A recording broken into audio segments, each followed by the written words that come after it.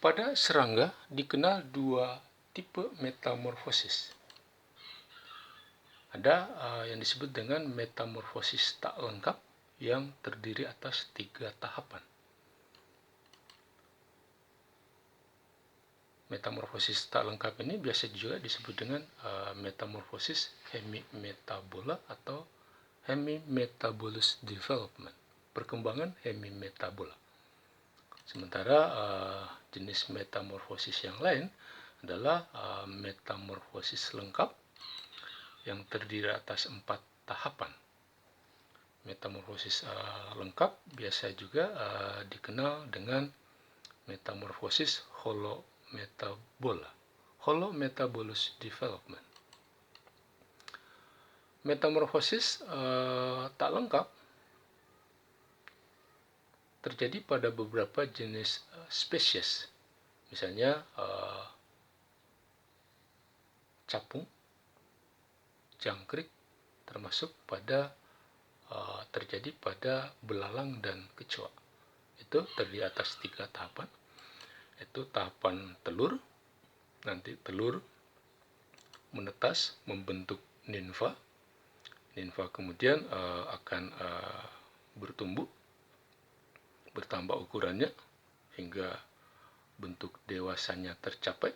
Setelah itu struktur tubuh yang lain pada nimfa itu akan tumbuh seperti sayap, sehingga kemudian nimfa akan berubah menjadi imago atau serangga dewasa. Itu 3 tahapan serangga yang melakukan metamorfosis tak lengkap. Nah, jadi kalau mau diurai, maka serangga yang berkembang secara tak lengkap ini, bermetamorfosis secara tak lengkap ini, dimulai dengan peletakan telur. Jadi hewan betina akan meletakkan telurnya pada substrat yang biasanya menjadi sumber makanan bagi larva yang baru menetas dari telur itu. Oleh karena itu, serangga-serangga tertentu akan meletakkan telurnya pada permukaan daun yang menjadi sumber makanan bagi larva yang menetas nantinya. Nah, beberapa jenis serangga meletakkan telurnya di dalam jaringan tubuh tanaman tertentu, atau ada yang bahkan meletakkan telurnya di dalam daging buah yang bernilai ekonomis. Diletakkan di dalam daging buah tomat, dalam daging buah apel misalnya, karena si larva yang akan menetas tadi menggunakan substrat tempat telur diletakkan itu sebagai sumber makanan. Nah, telur itu biasanya dilindungi atau ditutupi oleh cangkang telur yang berfungsi melindungi telur dan berfungsi untuk melekatkan telur yang satu dengan telur yang lainnya. Nah, setelah embrio di dalam telur itu sampai pada tahap perkembangan tertentu, maka dia akan menetas, membentuk organisme yang disebut dengan nimfa. Jadi nimfa itu adalah organisme yang menetas dari telur insekta yang berkembang atau bermetamorfosis secara tak lengkap ini. Nah, strukturnya sangat mirip dengan serangga dewasanya, hanya ukurannya lebih kecil. Nah, tetapi nimfa ini belum memiliki sayap, selalu belum memiliki sayap. Nanti kemudian kalau tiba saatnya sayap itu akan dibentuk. Jadi setelah ukuran dewasa nimfa itu tercapai, maka sayap itu akan dibentuk sehingga kemudian terbentuk imago atau serangga dewasa. Nah, makanan nimfa ini, makanan serangga yang masih dalam bentuk nimfa ini, itu jenisnya sama dengan makanan insekta dewasanya. Nah, proses pertumbuhan nimfa dari ukuran kecil menjadi besar terjadi melalui proses pertumbuhan yang diikuti dengan molting. Jadi eksoskeleton yang menyusun bagian terluar tubuh larva itu, kalau ukurannya sudah tidak bisa mendukung ukuran larva yang ada di dalamnya, maka eksoskeleton nimfa itu akan lepas, diganti dengan eksoskeleton baru. Nah, proses itu yang disebut dengan molting. Oleh karena itu,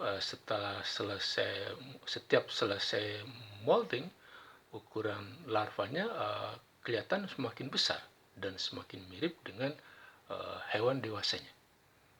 Nah, nimfa biasanya melakukan molting 4-8 kali.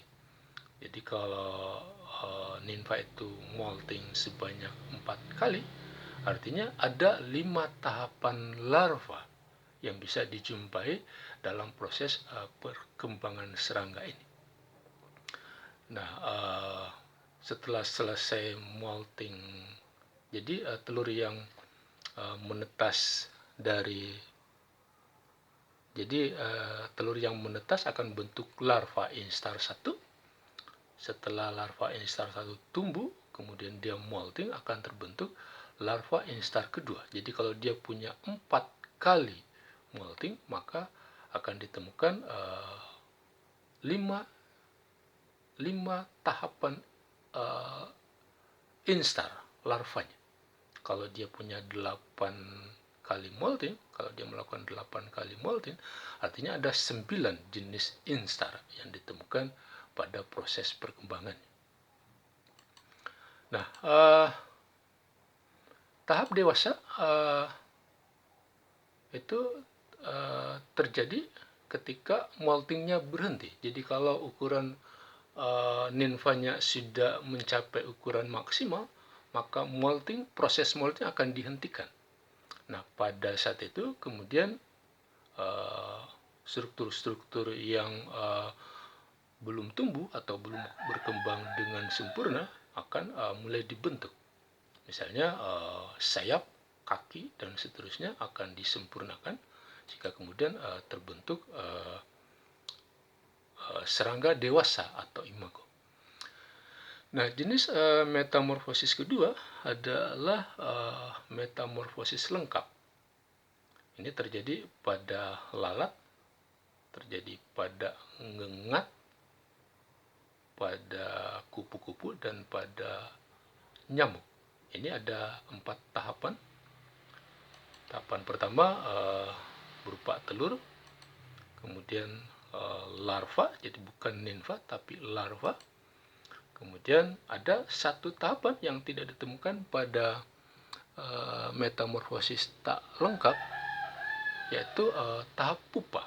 Bentuk pupa ini hanya dimiliki oleh serangga yang berkembang melalui metamorfosis lengkap ini.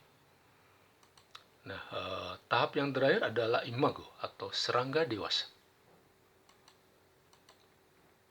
Nah, seperti biasa, setelah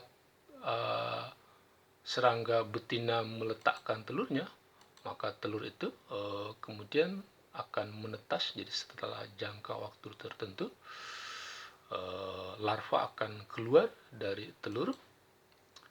Nah, beda dengan serangga yang berkembang melalui metamorfosis tak lengkap, larva yang ditemukan pada serangga yang bermetamorfosis secara lengkap itu bentuknya sangat berbeda dengan imagonya, sangat berbeda dengan bentuk serangga dewasanya. Larva pada jenis serangga ini itu mirip seperti cacing, jadi berbentuk memanjang seperti ini.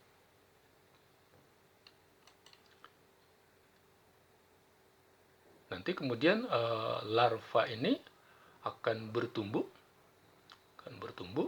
kemudian bagian terluarnya yang disebut dengan kutikula, kalau tiba saatnya, jadi sudah tidak bisa menampung ukuran larva yang ada di dalamnya, maka dia akan lepas. Proses lepasnya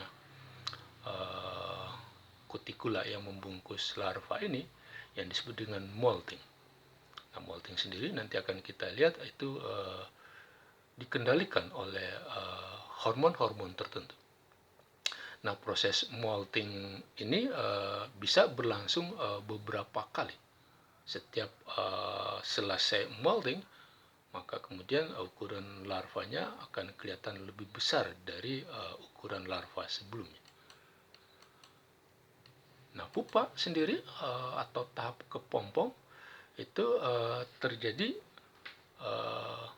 karena larva membungkus dirinya dengan struktur yang disebut dengan kokon atau kepompong. Jadi ada jenis serangga yang langsung membentuk struktur kokon atau pupa ini, tapi nanti ada beberapa jenis spesies serangga yang lebih dulu membuat pelindung tubuhnya yang terbuat misalnya dari daun. Jadi daun itu dilipat menutupi tubuhnya. Ada yang menggunakan tanah atau pasir halus untuk melindungi tubuhnya sebelum kokon itu terbentuk. Ada yang menggunakan serpihan kayu yang halus untuk membungkus larva sebelum kokon itu terbentuk. Nah, selama tahap pupa, larva itu tidak makan. Jadi meskipun proses metabolismenya tetap berjalan, tapi selama dalam bentuk pupa atau kepompong, larva itu tidak makan. Nah, sumber energi yang digunakan dalam proses metabolisme larva yang terkurung dalam kokon ini itu diperoleh dari cadangan energi yang disimpan selama tahap sebelumnya. Jadi selama tahap perkembangan larva, dari larva instar 1 dan seterusnya, larva ini menyimpan kelebihan makanannya dalam bentuk cadangan yang kemudian akan digunakan dalam proses metabolisme ketika larva itu berada di dalam kokon atau kepompong tadi. Mungkin karena itu insekta yang masih dalam bentuk larva itu rakus, memakan banyak makanan. Karena ketika dia dalam bentuk pupa, dia harus puasa, dia tidak makan sama sekali. Padahal proses metabolismenya terus berlangsung. Bahkan di dalam kokon itu, di dalam pupa itu, organ-organ tubuh yang belum terbentuk atau belum terbentuk sempurna, seperti sayap, kaki, dan organ-organ dalamannya, itu justru berkembangnya ketika larva berada di dalam kokon itu. Nah, proses pembentukan kokon ini, jadi tahap pupa ini, itu membutuhkan waktu 4 hari sampai bulanan, bergantung spesiesnya.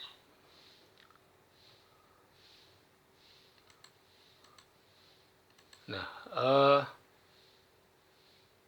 jadi di dalam kokon itulah larva berkembang hingga bentuk dewasanya tercapai. Setelah bentuk dewasanya tercapai, nanti kemudian hewan itu akan memecah kokonnya, memecah kepompongnya, kemudian keluar sebagai imago, sebagai individu dewasa. Nah, ada jenis spesies serangga yang boleh dibilang tidak bermetamorfosis sama sekali karena tidak terjadi perubahan bentuk. Jadi yang terjadi hanya perubahan ukuran, beda dengan serangga yang berkembang secara hemimetabola atau holometabola. Ada perubahan bentuk yang terjadi. Tapi beberapa jenis serangga seperti kutu buku misalnya, itu begitu dia menetas dari telurnya, bentuk hewannya mirip dengan imagonya, mirip dengan hewan dewasanya. Jadi yang terjadi hanya pertambahan ukuran tubuh saja. Nah, itu terjadi pada kutu buku ini.